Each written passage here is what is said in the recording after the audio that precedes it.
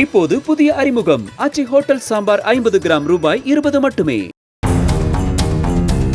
கள்ளக்குறிச்சி மாவட்டம் உளுந்தூர்பேட்டை அருகே உரிய எச்சரிக்கை செய்யாமல் சாலையை கடக்க முயன்ற இருசக்கர வாகனம் மீது நேராக வந்த மற்றொரு இருசக்கர வாகனம் மோதும் காட்சி சிசிடிவி கேமராவில் பதிவாகியுள்ளது. 2 வாகனங்களில் வந்த 3 பேருமே தலைக்கவசம் அணியாத நிலையில் விபத்தில் தூக்கி வீசப்பட்டதில் அவர்களுக்கு கை கால்களில் எலும்பு முறிவு ஏற்பட்டதாக கூறப்படுகிறது.